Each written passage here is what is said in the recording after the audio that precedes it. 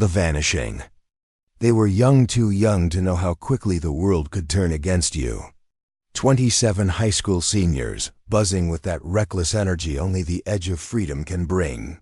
The class of '99, their last week before graduation was meant to be a time capsule of laughter, dreams, and the unbreakable bonds forged over years of shared halls and secrets. But instead, it became a nightmare that would haunt Oregon for more than 2 decades. It all started with a yellow school bus, a worn, rusted relic swallowed by the thick, creeping forest deep in the rogue River-Siskiyou National Forest, miles away from any road or trail. It was found by Travis Milner, an off-duty firefighter and experienced hiker who was far off the beaten path on June 3, 2021. At first, he thought it was abandoned equipment, something forgotten by time. But as he pushed back the undergrowth, the unmistakable shape of a school bus emerged, rotted and twisted like a carcass claimed by nature. Inside, the silence was suffocating. Dust-coated seats held backpacks long forgotten. A cassette player warped beyond recognition lay on the floor, and yearbooks stuck together by mold whispered secrets from the past. But it was what lay beneath a pile of tattered clothes in the back seat that froze Travis's blood, a human jawbone, weathered and grim. For 22 years, the disappearance of the Forest Grove High School senior class had been a ghost story, whispered in hushed tones but never solved. No bodies, no trail, no explanation. Just vanishing. Then this bus, the tomb that had hidden them all along, was uncovered, breaking the silence in the most chilling way. The case that had haunted the community became the focus of a new investigation, but nothing about this discovery made sense. There were no records of the bus ever being rented. No cameras captured its passage. No road could have brought it here. Yet inside were the belongings of almost every missing student. Some placed carelessly, others arranged like cryptic messages or ritual offerings. It wasn't an accident, it was something else. Something darker. Back in May 1999, Forest Grove High was alive with the buzz of anticipation. Senior halls echoed with laughter, slammed lockers, and whispered dreams of the future. Among the crowd were the 27 who would disappear, a tight-knit group bound by years of friendship, shared victories, and personal struggles. Lacey Monroe was the golden girl. Valedictorian, student council president, the pride of Mayor Thomas Monroe. To the world, she was perfection wrapped in a polished smile, but behind closed doors, anxiety gnawed at her. Panic attacks hidden in bathrooms, late-night study sessions fueled by pressure she didn't speak of. Then there was Jared Fields, the class clown with a camera, always ready with a joke but carrying a sharp edge in his eyes. He planned to document their last week together, turning it into his own Blair Witch-style mockumentary, a lighthearted time capsule for their final days. Tyrese Hall, the football star, bore the weight of expectations from coaches and his mother. The scholarship offers were a blessing and a curse, filling him with fear that the best was already behind him. And Emily Tran, the quiet artist whose sketchbook was filled with haunting forest scenes and strange portraits of classmates. Like visions from a dream, she could neither explain nor escape. Though not part of the inner circle, the others trusted her. Their final Friday at school was electric with excitement. Green Day blasted from car stereos, permission slips were handed out, and conversations swirled about the camping trip deep in the Rogue River wilderness, a chance to escape the rules, the parents, the small-town monotony. The morning of June 5, 1999, was bright and full of hope. Backpacks stuffed, sleeping bags rolled tight, parents waving goodbye. The substitute driver, Mr. Harold Griggs, stepped behind the wheel as the bus rumbled away from the school, carrying the class of '99 into the unknown. That evening, a voicemail arrived at Mrs. Elsie McClure's phone. A last echo from her daughter Rachel, muffled laughter, a sharp turn that off, and then silence, no goodbye, no hang up. Just static. When the bus didn't check in at the campground, confusion turned to panic. Weather had turned foggy, roads treacherous and narrow. Calls went unanswered. Search teams scoured the forest, but the bus had vanished without a trace. A disposable camera was found days later near a river bend, empty but for the missing film. Then a letter arrived for one family, a shaky note. "We made it. Please stop looking." Experts declared it forged. Yet rumors spiraled. Some said the kids staged it. Others whispered cults, dark rituals, or worse. The truth was the absence of truth. No bus, no driver, no students. Just silence and an ache in the hearts of parents who refused to give up.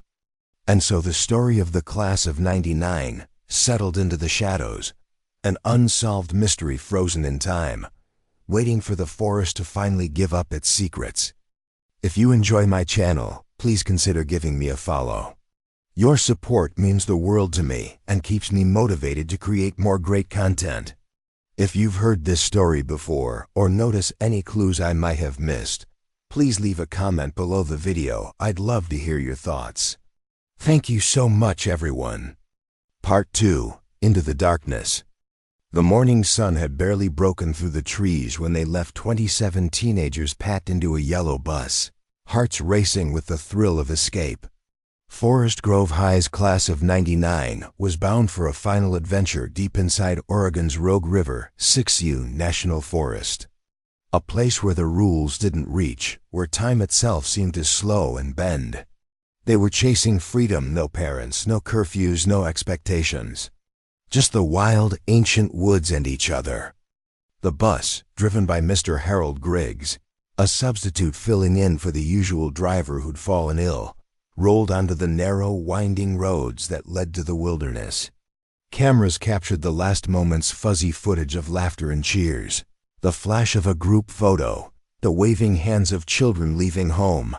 But somewhere on that journey, the trail vanished. By evening, worry began to seep in. A voicemail from Rachel to her mother contained muffled laughter, a sharp voice warning, "Turn that off," then static no goodbye. The bus had never arrived at the campground. Search teams flooded the area. Helicopters swept the dense forest. Dogs tracked phantom trails that dissolved into nothing. But no sign of the bus or the students was ever found. The roads in the forest were treacherous, barely paved and lined with cliffs and drop-offs. But there was no evidence the bus had crashed or slid off anywhere. No tire tracks. No broken branches. No footprints. It was as if the earth had swallowed them whole. Then, weeks later, a local fisherman found a disposable camera half buried in mud, near a river bend 15 miles from the main road. The camera was cracked and waterlogged. When investigators pried it open, the film was gone, removed, erased. Days after that, the Callahans, desperate parents of one missing boy named Trevor, received a letter in the mail. No return address, no postmark. Just 5 chilling words, scrawled in shaky handwriting. "We made it. Please stop looking." Hope flared, only to be crushed by experts who declared the note a forgery. The handwriting was inconsistent, too perfect to be genuine, as if someone had traced Trevor's letters. Rumors blossomed in the shadows. Some whispered that the teens had planned their disappearance, staging a vanishing act to escape their lives.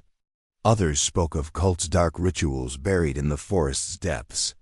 There were tales of strange gatherings, masks, and silent figures lurking just beyond the trees. Still, no evidence surfaced, no witnesses, no new clues. The bus, the driver, the students, they were gone without a trace. For 2 months, the case remained open, but the hope dimmed and faded. Then it was quietly closed, labeled an unsolved missing persons mystery. But the parents? They never stopped searching. Some spent years walking the endless forest trails, clutching photos and memories like lifelines. Others scoured online boards, desperate for any sign. And one father, Robert Vasquez, poured his heart and soul into a journal, chronicling every strange tip, every haunting theory, every sleepless night. "I don't believe it was an accident," he wrote. "Something took them, something that didn't want them found." His words hung like a warning, but no one dared prove him wrong. Years passed. Life moved on for most, but not for all. The halls of Forest Grove High echoed with new voices, but a heavy shadow remained. A plaque etched with the names of the vanished stood as a silent memorial. Gone, but never forgotten. Parents clung to memories frozen in time. Bedrooms remained untouched, trophies unclaimed, journals left open on desks as if waiting for their owners to return. Some held on desperately, refusing to accept the truth. Others sank into quiet despair. Irene Monroe, mother of Lacey, was among the last to give up hope. She refused to mark a grave, refused to sign any death certificate. She kept Lacey's toothbrush in its holder, her voicemail greeting active, and her bed perfectly made every morning. "She's not gone," Irene said softly. "I don't know where she is, but she's out there. I can feel it." Neighbors called it denial. Family called it grief. Then, on a humid summer day in 2021, Travis Milner, firefighter, hiker, man who knew the woods like the back of his hand, strayed far from the marked trails. Seeking nothing but silence, he stumbled into the unknown. A flash of yellow caught his eye. Through thick ferns and rotting vines, the shape grew clearer, a school bus. Rusted, broken, twisted by decades of decay. The number on the side was barely visible, 57. The door stuck fast, swollen by rain and time, but with effort, Travis forced it open. The air inside was heavy with mold and dust, thick with the ghosts of a forgotten past. Backpacks rotted on torn seats. Ivy curled through broken windows. And in the shadows at the backbones, not one, but many. 17 sets of human remains, some skeletonized, others only partially decayed. Travis called 911 with a voice trembling in disbelief. Within hours, the forest was swarmed by investigators, forensic teams, and media crews.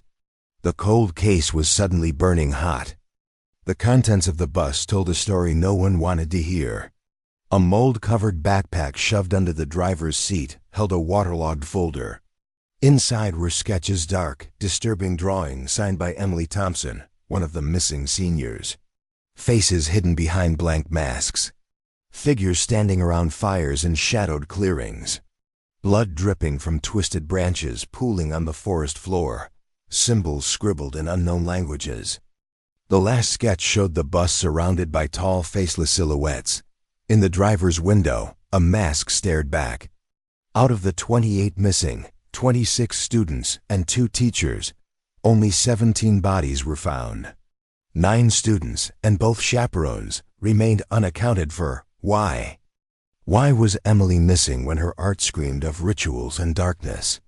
Why was the bus buried deep with no road, no tracks, no path wide enough for a vehicle that size? It wasn't an accident. It was deliberate. Investigators scoured the area, but the dense forest was an enemy. No footprints, no additional remains outside the bus. The forest kept its secrets tight.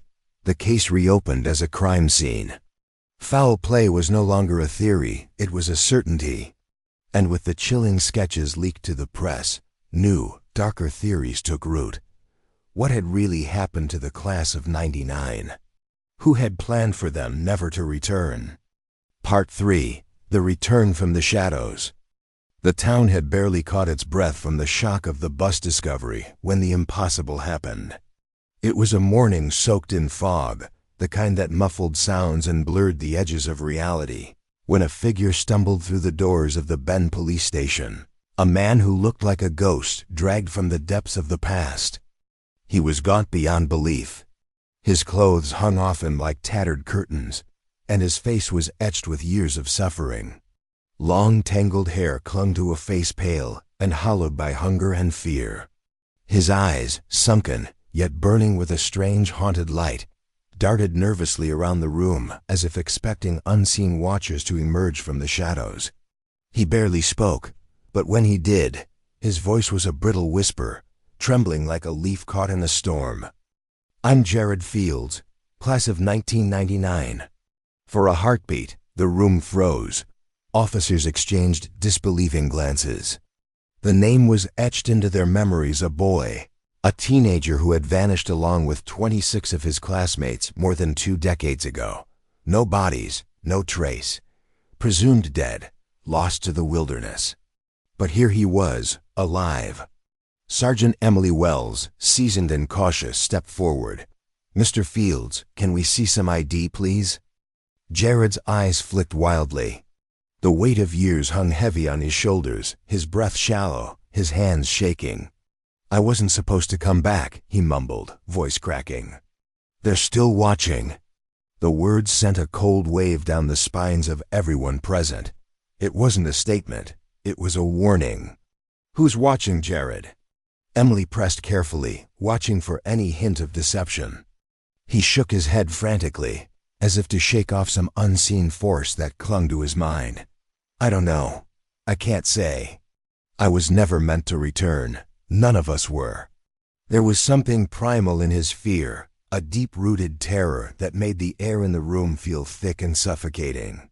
Jared wasn't just a survivor of an accident or a disappearance. He was a man marked by something unnatural, something cruel. The officers tried to hold the room steady, to push for answers, but Jared's gaze flicked nervously toward the door every few seconds, as if expecting something to burst in and drag him back into the nightmare. "I can't say." "Not yet," he repeated, voice barely above a whisper. Suddenly, the door opened and a forensic technician entered, carrying a report. Emily took it, scanning the details rapidly. Then her brow furrowed deeply. "Mr. Fields," she said slowly, "your fingerprints and DNA. They match. You really are who you say you are." Jared's body trembled. He swallowed hard, eyes wide and haunted. "I told you. I wasn't supposed to come back." "I shouldn't have come back," he whispered, as though saying it louder might summon horrors he desperately wanted to forget. The police had expected a man who would provide closure, who would unravel the decades-old mystery and bring peace to families long haunted by loss. Instead, they found a man broken and trapped by memories darker than any of them could have imagined. Days later, Jared sat before the investigators again, the weight of his story dragging down every corner of the room. His eyes were wide, haunted, as if the shadows from his past still whispered around his head. The 2 hours they spent were like peeling away layers of a nightmare no one dared enter. "It started the day the bus broke down," Jared said quietly. "We were miles deep in the forest when the engine sputtered and died. No signal. No way to call for help. The forest seemed to close in around them, an ancient entity watching, waiting. And then ... they found us." He leaned forward, voice dropping so low it was almost a breath. "They called themselves the Chosen. They wore gray robes, like they had been living underground or buried in dirt. Their faces, pale, sunken, like death had already claimed them. At first, they said they were part of an off-grid sanctuary, a place to escape the world's collapse, a refuge for those who wanted peace from chaos. We were stuck," Jared said. "No way out. No signal, no help, so we followed them. The commune seemed like salvation food, shelter, a soft bed. But the air was thick with something wrong, something suffocating. They told us about reconditioning," Jared said, eyes flickering with a haunted light. "A cleansing of the mind. They said we had to forget everything, our past lives, our families, even who we were. The food tasted strange, like it was drugged, dulling their senses. Sleep came on a schedule. Shifts so strict it tore apart any sense of time or self. Those who resisted were punished, dragged into the woods at night, their screams echoing like the cries of the damned. And then silence. Jared's hands trembled as he spoke. Those who fought back were sacrificed, offered up to the forest. No one ever returned." His voice barely carried the weight of the horror. "They said we were chosen to live in a new world," Jared whispered. "But it was a prison, not a choice." The investigators sat motionless, taking in every word. The air in the room was heavy with the unbearable truth Jared had uncovered. He had escaped years later in 2006. He ran through the wilderness, haunted and alone, silent for fear they would find him again. But when the bus was found, buried and hidden, Jared knew the nightmare wasn't over. He had to tell the truth. The confession shattered every remaining hope that this was a simple disappearance. No longer was it a cold case. It was a story of cults, control, sacrifice, and a darkness far beyond human comprehension. Jared had survived. But the forest, the same one that hid the bus, the bones, and the secrets, was still watching. And the nightmare was just beginning. Part 4. Shadows Deepen. The discovery of the bus ripped open a wound the town of Forest Grove had long tried to keep hidden. For over 2 decades, the disappearance of 27 young souls had simmered beneath the surface of daily life, whispered about in fearful tones, but now the past clawed its way into the present with ruthless force. News vans swarmed the streets, turning the once quiet town into a circus of flashing lights and urgent questions. Relatives of the missing, old friends, and curious strangers flooded the area, all desperate for answers that seemed to drift further away with every passing hour.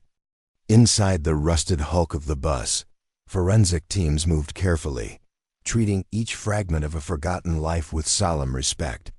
Mold-covered backpacks, faded photographs, and tattered yearbooks told stories of the final moments of those who vanished, their possessions frozen in time.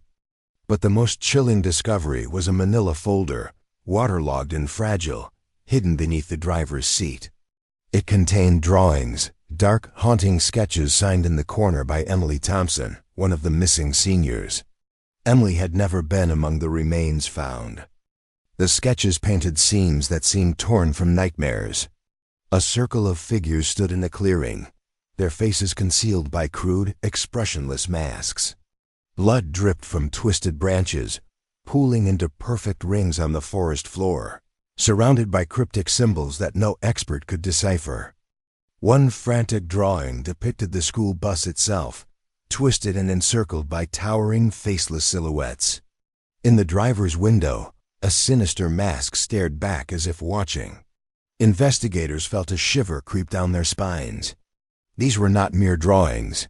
They were a record of horror, etched by someone who had witnessed something unspeakable. As DNA tests and dental records painstakingly identified 17 of the 28 who had vanished, the remaining 9 students, along with both chaperones, remained missing. Why? The bus's remote location offered no answers. It sat miles deep in dense forest, far from any road wide enough to carry it.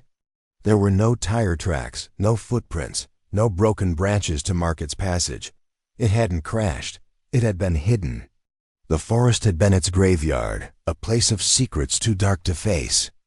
The community reeled as dark whispers began to gain ground. Stories once dismissed as conspiracy theories now seemed terrifyingly plausible. Was there a cult deep in the woods?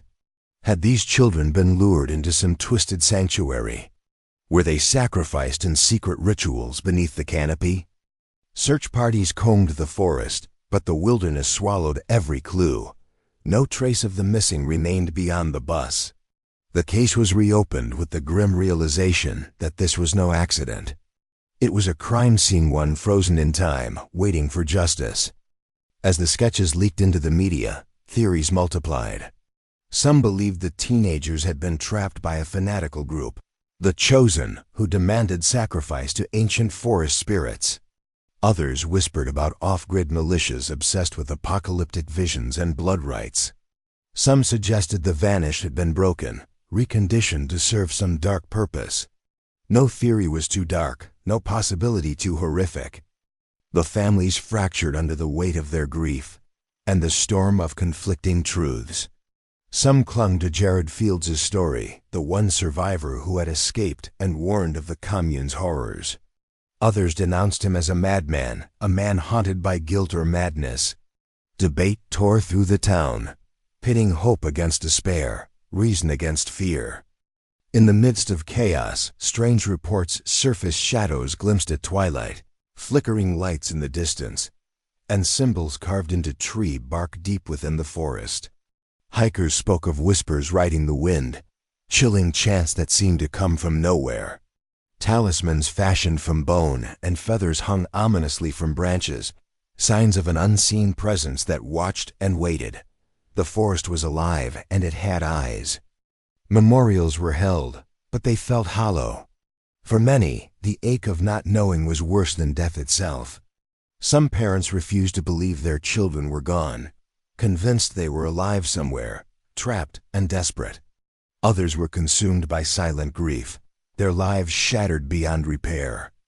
For investigators, the pressure was immense. The missing 9 and the 2 teachers loomed like specters over every lead.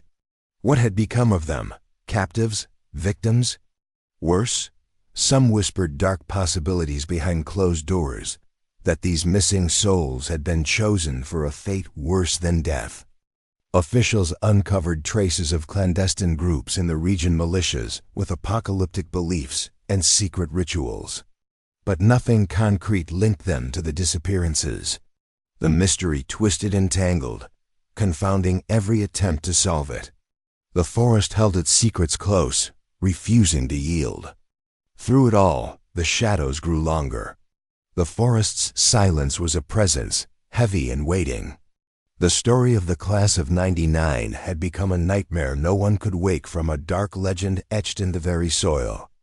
This chilling tale reminds us how fragile the boundary between safety and darkness can be. In the heart of nature, what seems peaceful can harbor secrets too terrifying to imagine. It warns us about the dangers of isolation, how remote places can become prisons, and how trust misplaced can lead to unspeakable horrors. The story urges vigilance, not just from law enforcement, but from communities and families. We must listen, watch, and act when those we love disappear into shadows, never accepting silence or easy answers. Most importantly, it teaches us about hope and grief intertwined, how families struggle to hold on, how some refuse to let go even when the world demands they do. The truth may be buried beneath moss and vines, but as long as we remember, seek, and question, there's a chance the light can break through the darkest woods. Part 5. The Haunting Truth and the Final Reckoning. The day Jared Fields walked back into Forest Grove's police station was the day the town's nightmare truly reignited. For over 2 decades, the disappearance of 27 young souls, students and teachers, had been a ghost story whispered in fear, a mystery buried in silence. But Jared's return shattered the fragile peace like glass. He was not the triumphant survivor many had hoped for. His body was gaunt and fragile, his eyes wide with terror and haunted memories. Every word he spoke pulled back the veil on horrors far beyond a simple missing persons case. His story told of a sinister commune, the chosen that had taken them deep into the wilderness under the guise of salvation, only to imprison, brainwash, and sacrifice those who resisted. The officers who listened struggled to keep their composure as Jared described how food was drugged, sleep controlled, and the forest became a prison where screams echoed in the night. His recount of being dragged into the woods alongside others who vanished without a trace was a confession of unspeakable cruelty. Despite this terrifying testimony, the investigation only deepened the town's anguish. The bus had been found buried in a place no vehicle should have reached, with 17 bodies inside, yet 9 students and 2 teachers were still missing. No trace of them was ever discovered, as if the forest itself had swallowed them whole. Searches of the surrounding wilderness turned up nothing but strange symbols carved into bark, and whispered rumors of secret rituals carried out by shadowy figures. People spoke of unsettling noises and flickering lights seen by hikers and local signs that the forest's dark presence lingered. Meanwhile, families were torn between hope and despair. Some clung fiercely to Jared's story, convinced it held the truth. Others condemned him, unwilling to accept the nightmare he revealed. Debates consumed the community, dividing those seeking closure from those who feared the darkness that truth might bring. As months turned into years, the official investigation stalled, leaving an open wound on the town's soul. The haunting memories of the class of '99 refused to fade. One cold evening, Jared returned to the school memorial. Among the names etched in bronze, he left behind a moldy, yellowed yearbook. Inside was a note, written in shaky handwriting. "We tried to leave, only I made it. I'm sorry." It was a poignant epitaph, a heartbreaking confession of survival and loss that echoed the silent grief of a generation.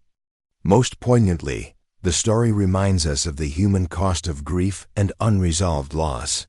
Families who lost their children lived with a torment that few can imagine, a mixture of hope, denial, and endless searching. It teaches the importance of compassion, support, and perseverance for those left behind by tragedy. Lastly, it calls us all to remember, darkness may hide in the deepest forests or in the corners of our lives, but truth and hope can shine through only when we refuse to turn away.